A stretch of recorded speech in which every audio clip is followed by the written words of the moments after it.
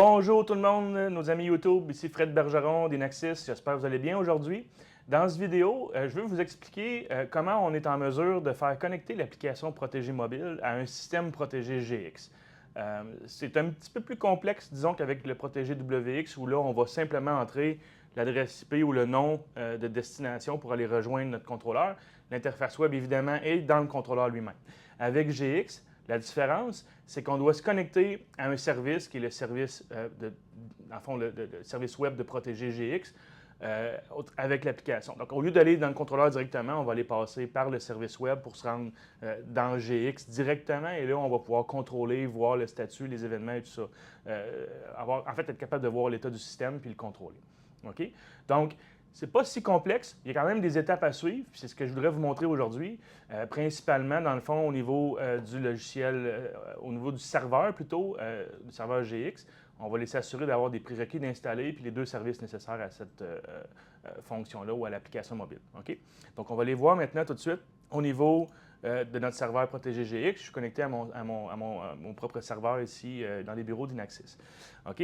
Je vous montre en premier essentiellement la liste des prérequis. Quand vous allez télécharger une nouvelle version de GX, normalement, ça vient avec un guide d'installation pour le logiciel lui-même. Il y a aussi un autre guide disponible dans le fond qui est la configuration au préalable pour le service de Protégé GX SOAP. OK? S-O-A-P, comme du savon. OK? C'est un langage de programmation.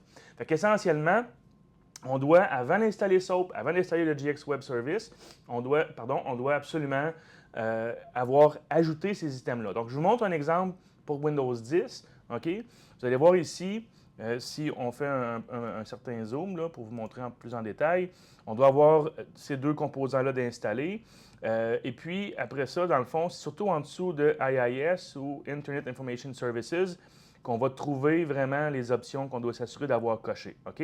Si jamais, par erreur, vous oubliez un de ces paramètres-là, vous allez voir que SOAP ne fonctionnera pas, puis le GX Web non plus. Malheureusement, il faut tout désinstaller ces deux items-là, aller ajouter le composant qui est manquant, puis après ça, réinstaller SOAP, réinstaller le service de GX Web, puis là, tout devrait bien fonctionner.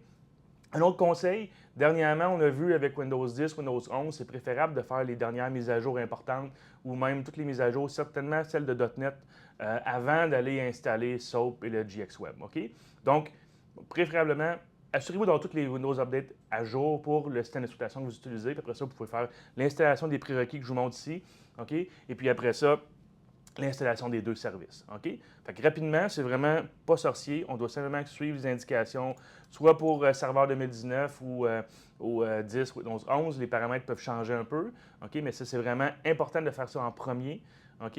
Et puis parfois, ça vous demande de redémarrer. Faites juste suivre les indications à l'écran. C'est pas si compliqué que ça, puis ça va se faire assez vite.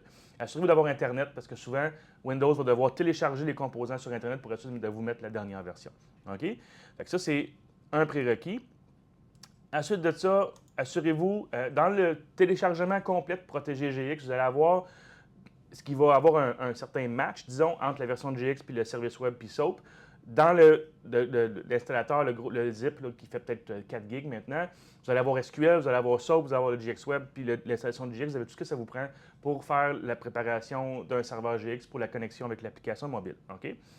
Ensuite de ça, vous allez voir que pour tester localement sur le serveur, ça, c'est le lien par défaut qu'on utilise en HTTP. OK? HTTPS, ça va être le port 8060.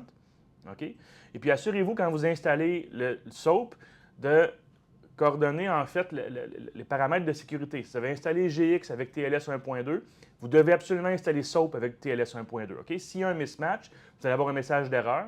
Puis une équipe de support va vous expliquer, bon, ben, ce message-là, ça veut dire que vous avez un mismatch. On va juste désinstaller SOAP et le réinstaller avec le même paramètre de sécurité au niveau de l'encryption, puis des certificats. OK?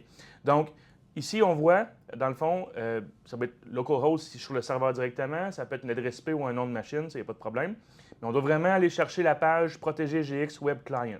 J'espère que vous avez aimé la vidéo. On a évidemment une équipe complète au soutien technique pour vous aider si vous avez des questions à propos de ceci ou autre chose.